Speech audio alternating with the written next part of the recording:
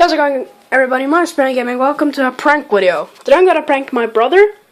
I've taken toothpaste on the back of my door handle, and what I'm gonna do, I'm gonna make him come to my room and make him take on the doorknob.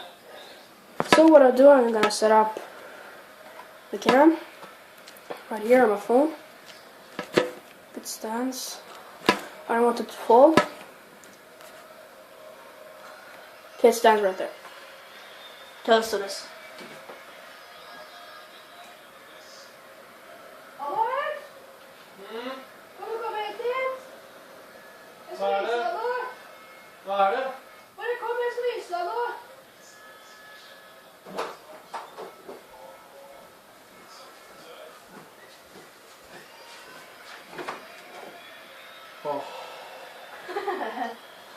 Er du morsom? Jeg vet, det er kjempemorsomt. Smøre tannkrem, vet du. Det er rett og slett. Jeg endte opp med å bråke. I mean, start from I lost something on the floor anyway. Luckily it was my phone. Say hi to YouTube.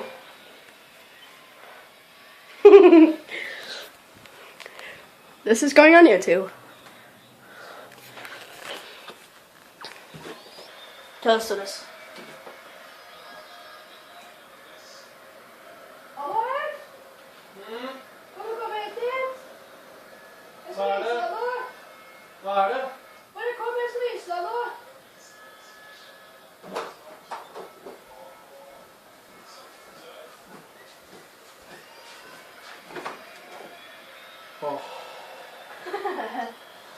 Er du morsom? Jeg vet, det er kjempemorsomt. Smøre tannkrem, vet du. Det er rett og slett. How's it going, everybody? My name's Brandon Gaming. Welcome to a prank video. Today I'm gonna prank my brother.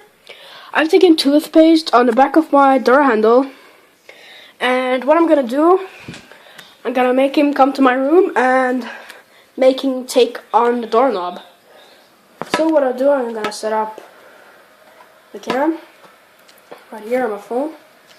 If it stands, I don't want it to fall.